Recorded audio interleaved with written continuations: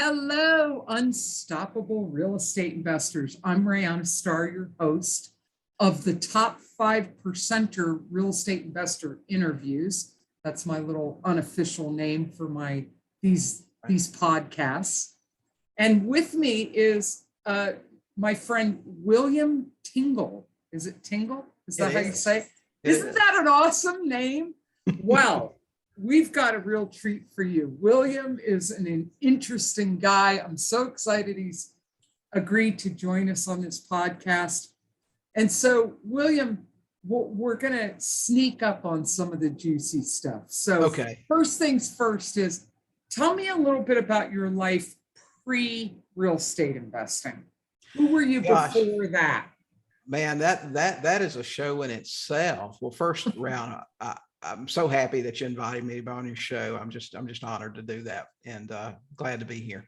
I'll tell you what. I was born in small town Mississippi, and one thing after another, I quit school. This big joke about Mississippi and Alabama, but I quit school in the 9th grade, but I worked hard. You know what I mean? So I did okay. And I found myself, for 20 years, I worked in the restaurant business, which if you're watching this, and I think most of the population done at some point, but I started out as a dishwasher, worked my way up. And 20 years later, I was a director of operations for multiple states for a fast food restaurant chain. And with a 9th grade education, making 60 grand a year, I was doing okay. But I'll tell you, by the end, I was married. I had a couple of small kids, never saw them, worked 70 hours a week. And I just wasn't very happy. And one night at 2 a.m, I saw a Carlton Sheets infomercial. And I said, you know what? If those guys can do that, I can do it too. So the granddaddy of real estate investment education. Right. So the green course, I got it. It came. I bought a couple of upsells.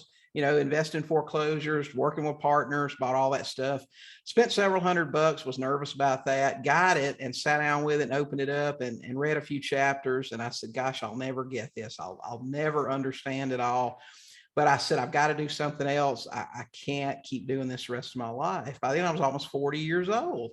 This was in 1999. So I just did what he said to do.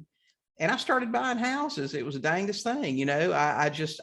And that's where most investors I find go wrong today. They're just looking new things. They don't stick with it, but I just stuck with it. I did what he said to do. I cold called FSBOs and the newspaper. Gosh, they're the toughest crowd in town. Too cheap to hire a realtor, listing it for sale.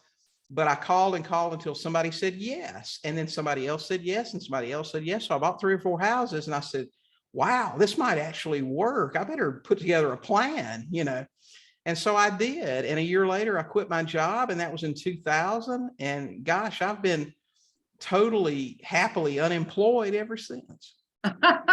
That's awesome. What a way to be unemployed. Yeah. Right. Okay. So tell me what's your main focus as an investor? Are you doing a little of everything? Do you do fix and flips? Do you do wholesales? Are you mainly buying turnkey rentals? Well, I'll tell you, when I first got started, I didn't know anything about real estate. I knew I wanted cash flow. So I tended to focus on selling with lease options or seller financing. And over time, I got into Section 8 rentals. We'd hold some rentals. We did some rehabs. We did a little bit of flipping, not too much. But I was a transaction engineer. And I did that for the first 10 years or so. I marketed for leads. Leads came in. They went in a box. And that's what we did. The only thing I would not do was multifamily or mobile homes. I didn't want that renter mentality. So I didn't want to do that. But in 2010, I got a divorce, and, things like that change your life. And so I had some time to reflect. And you've heard people say, if I had to start all over again, I would do things differently. And that gave me an opportunity to start all over. Yeah. It's a reset, isn't it? And it's very disruptive on all levels. And literally what I did was I took a yellow legal pad And I did a plus and minus column. What all did I do? What did I like? What did I not like? What worked? What didn't work? And I took it right down to one thing, and that's buying property subject to existing financing and selling on a contract for deed with owner financing. And that's all we do now. And it's all we've done for 12 years. Wow, good for you. And so over the years, you've acquired quite a portfolio of rentals, haven't you? You know, I'm not like these guys talking about buying 30 houses a month and stuff like that. I've bought between 600 and 700 houses right now. Right for the past 10 years, we've only bought 10 to 15 houses a year. And actually, I teach that to my students. That's one of the programs we teach, 12 Houses to Freedom, how you can buy one house a month. And if you do it right, that's all you need to make a $500,000 a year income. And I'll tell you, for most people, that's good enough. You know, so Do you think? yeah, There's a lot of people that have become real estate investors that just want to quit their 9 to 5 and would be right. happy making 50 to Right. 100 grand a year. Sure. So yeah, Sure. that's phenomenal. So you currently have a portfolio of 600 to 700 homes, and do you No, consistently- not at Oh, all. The 12 house blueprint was what we call it. If you do it this way, you buy about 12 houses a year, you sell them all on contract for deed. And you know what we do, we offer a full service here. We're taking people who can't qualify for a traditional mortgage, and we want them to refinance in 2, 3, 4 years. So we actually put them with a mortgage broker, we put them with credit repair, we get their credit fixed and get them to refinance us Oh, out in really- about 36 months. yeah, you restore them to be Right. credit worthy and get We them on their absolutely do. feet financially. What a Right. wonderful service, and then help them become homeowners. Exactly. I mean, so, and the way the numbers work out, you can buy a zero equity property. In other words, if you call me today and you've got a $250,000 house, and maybe you're in the military, you just bought it last year, and you know those guys roll all the closing costs and everything in, you still owe 250. It's worth 250, but it's got a really good interest rate loan on it. I can take that house and make $50,000 to $60,000 on it over a 36-month span of time, just by wrapping the note, marking it up just a little bit, and then just the interest arbitrage. And that's what we do right now. Wow, that's phenomenal. And what about people who don't have 20% down? Or is that how you're showing them how to buy a house a month? We don't require 20% down from our buyers. 8 to 10% down is what we require. So if they're doing the 12 house blueprint, for every house, they have to come up with 8 to 10% down. No, not at all. Now, remember, in the example that our buyers have to have that to get in our houses. But if you call me today, Round, and you say, listen, William, I saw your ad. I've got a house I need to sell. I've just been transferred across the country. We bought the house last year. We paid $250 for it. It's worth about that now. We still owe $250 because we rolled all our costs in. We don't have any equity. We can't afford to list it with a realtor. I would say, okay, let's say the payments on it were $1,200 a month, but the rent is about $1,800 for that area. So I would take over your payments at $1,200 a month. I would sell that same house, for probably $270. Okay, just mark it up just a little bit, about 8%, which in most markets is okay. I'd mark it up to $270. A buyer would come along, they would give me $20,000 down. Then they would owe me $250.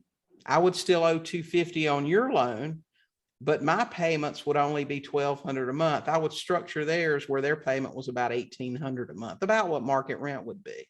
So now I got $20,000 in my pocket. I got $600 a month in cash flow. And this is real cash flow because I sell or finance this house. I don't have any responsibilities. In about 3 years, my pay down would be more than my buyer's pay down because their interest rate's probably 7 or 8%, where mine's only 2.5 or 3. So I've collected $600 a month in cash flow for 36 months. Okay, that's about $20,000. I got $20,000 on the front end, and I'll probably get another $10,000 on the back. So that's a $50,000 profit on a zero equity deal. And I didn't have to have anything to go in. I made That's money. awesome. Yeah. Right. Now, but on the buyer side, Mm-hmm. you're on your 12 house blueprint Right. strategy, and you're showing people how to buy 10 to 12 houses a year. Mm-hmm. Are they needing to come up with 8 to 10% down on all those houses? Not To the get into not them. the investor, not the student. Now, the people they sell their houses to, homeowners, they'll have to have 8 or 10% down. But if I buy my house from you and you have zero equity and you can't afford 15,000 to pay a realtor, and you've got to be across the country, you got orders, you're in the Air Force, you got to go.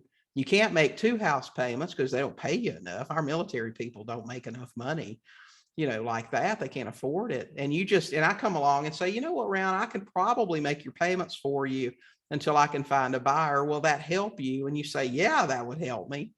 And then you move across the country and I just take over your payments. I didn't have to have a nickel to get in that. Right. But what I'm getting at is that's all from the seller point of view. What I'm getting at is in your 12 house blueprint, if someone is wanting to buy homes to hang on to them. Oh, to hang on to? Yeah, to buy rentals and acquire a rental portfolio. Right. So your 12 house blueprint strategy is more for a cash flowing business of turn and burn. You're not hanging on to the house. Right. We're not hanging on to it. Okay, gotcha. But we're going into these houses with nothing out of pocket either. Right. I love that. Yeah. So, and that's a great strategy for getting some cash flow going. Right. People. So you can buy as many as you want and hold them for rentals. You don't have to sell it with seller financing. Got it. We don't like the responsibility of landlording though. Love that. So do you have any rentals that you have bought and hung on to? No rentals at all. I haven't been a landlord in 12 years. I stopped all that. We just turn. So you just continue to do your 12 house blueprint. And what you'll do is if you set your people up to refinance you in about 36 months, every 36 to 48 months, you'll cycle through your houses. You'll always carry 30 to 40 notes.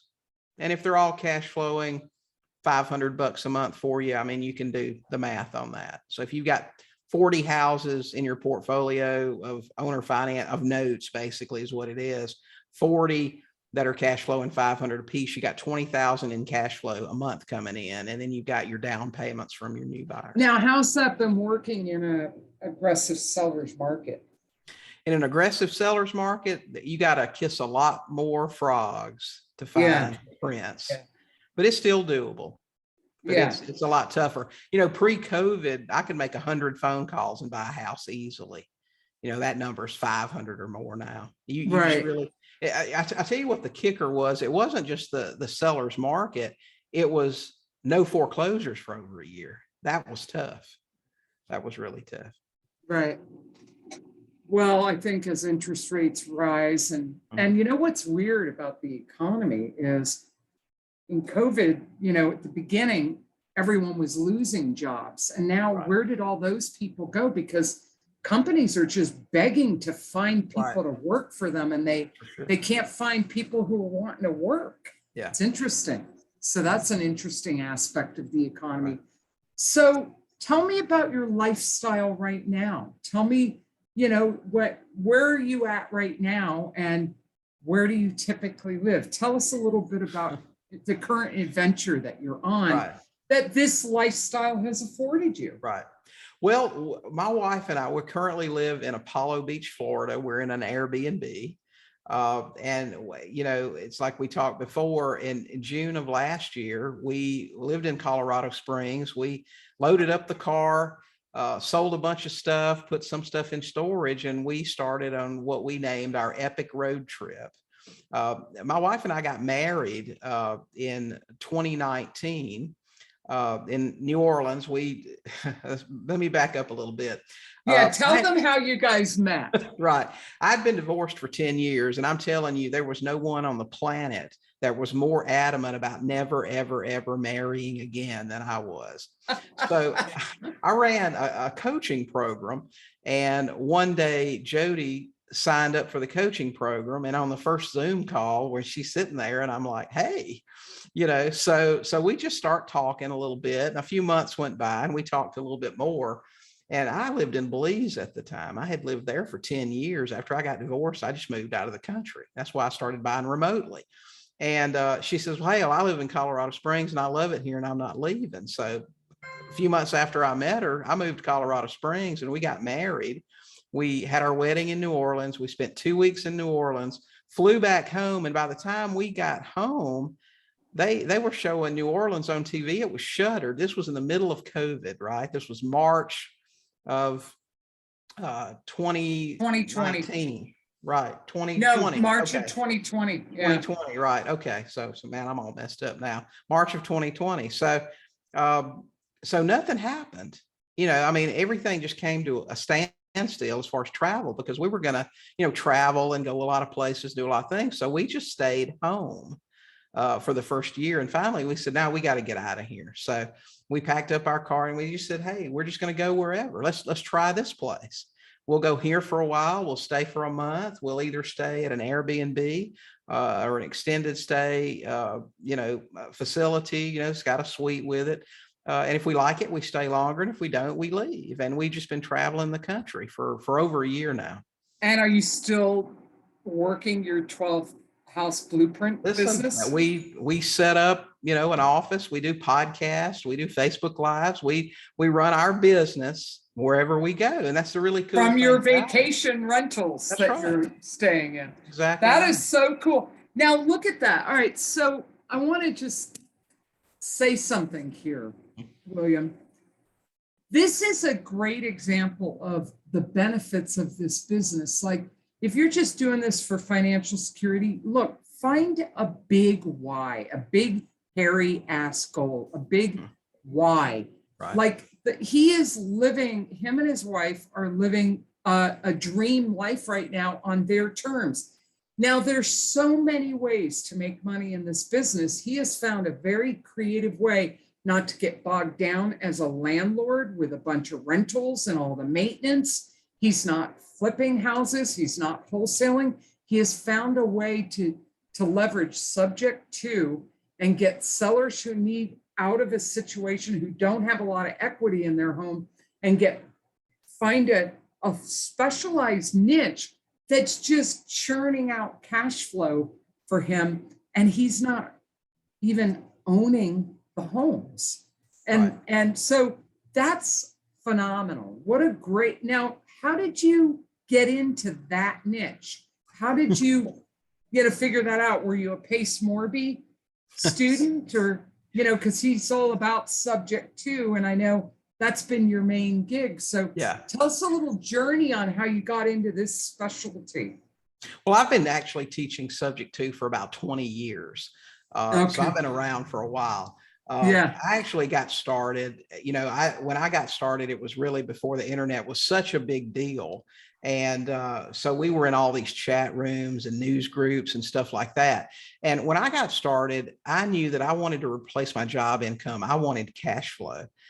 So I was looking for things that I could do, like lease options or seller finance.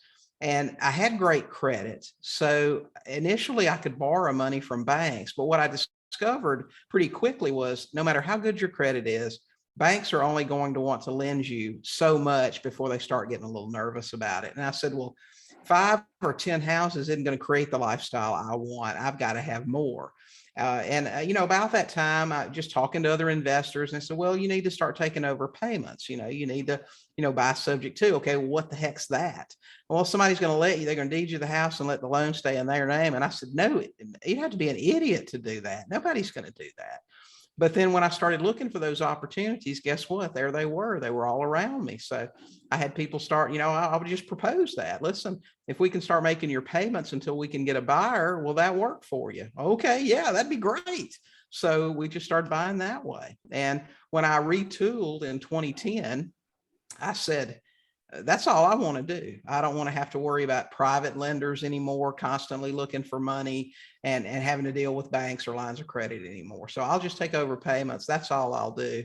And I can buy 10 or 15 houses a year, no problem doing that. So, and still have a life, because these guys that talk about buying 30 houses a month, or we're going to buy 800 houses this year, man, I want to enjoy life. I want to take my Right. wife out on a fishing charter, and I want to go on a cruise for 2 Right. weeks and do those things. And I don't want to work it that hard.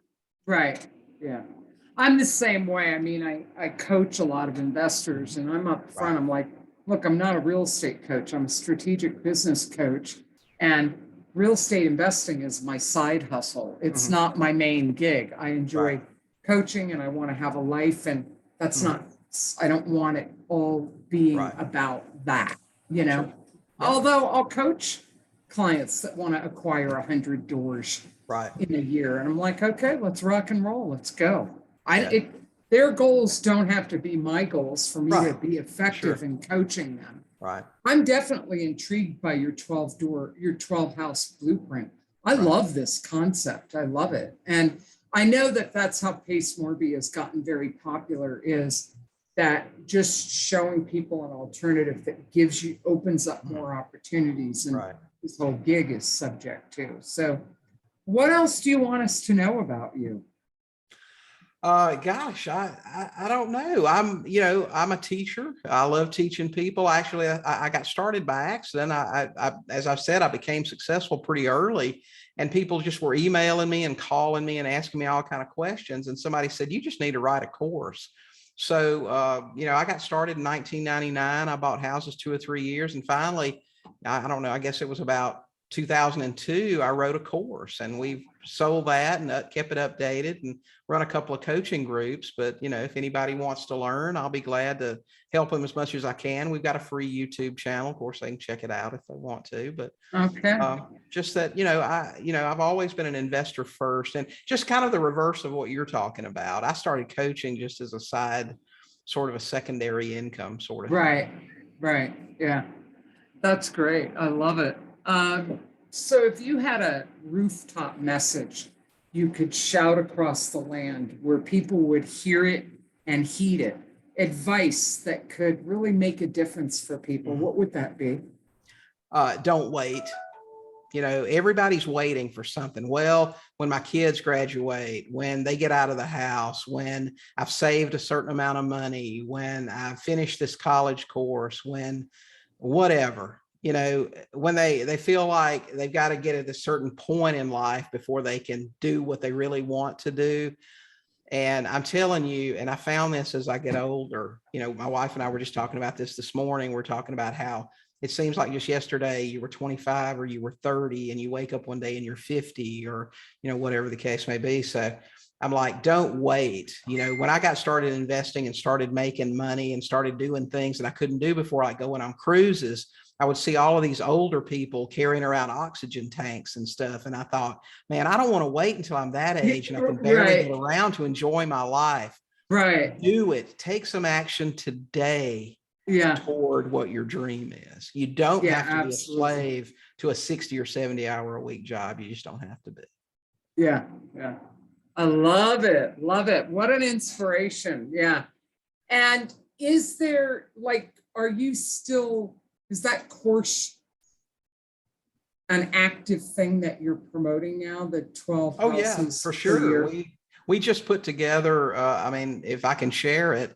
Absolutely. I want you to share it. I want you to share in the chat between you and me, and the link to the landing page for that. Yeah, I'll do that. I'm curious about it myself, but and then when I post this video, I'll post the link for that. Okay. So people can go to that. We've got a couple of websites. sub2deals.com, sub2deals.com has been my website for gosh, 18 years. But we recently put together something that focuses on training called Sub2 University, sub2university.com. So that's where people can go for our coaching programs. and all of our courses and training that we've got. Now, we've got something that we started a few months ago that's interesting. It's called $7 coaching, because so much coaching is so expensive, mentorship programs that are $10,000 and things like that. And a lot of people just can't afford it. So we put together a coaching group that's $7 a month. And it's a group coaching environment. But I personally answer everyone's questions. We provide a lot of training material, and it's a good thing for people who aren't sure this is what they want to do, but they don't have to spend 10 grand to find out. Right. They can right. hang out in there for a month or two, see what it's all about, ask a bunch of questions, and can actually afford to do Sure. some stuff. So, Well, do me a favor, email me all those links. Sure, And when I I'll do that. post this, I will make sure I post all those links. Really helpful. Yeah. So his message, his rooftop message is don't wait. Don't wait. Get busy living or get busy dying, but don't wait. Right. And if you are struggling with the traditional ways of investing in real estate, struggling with the lending, struggling with just the marketing, whatever it is, this may be an alternative to you. There are so many ways to make money in this business, but when you're new, you don't know enough to be creative. Subject to is another option for you that can give you so much freedom. If you don't want to get bogged down in being a landlord and having to manage all the maintenance and the costs and all that of maintaining a lot of properties, this could be an alternative to you. If you want to be more mobile and be able to travel more, this could be a wonderful opportunity for you. I want to thank you so much, William, for joining me. You're such an inspiration, and it's what a wonderful life you're living. Good for you. So thanks a bunch. Ryan, I appreciate you having me here today. It was an honor Yeah. to be with you. Yeah, it was fun. Yeah. So, all right, everyone. So that is William Tingle. And if you want to live a life like he's living, then click one of his links above and get the help you need to start living that life now. Don't wait.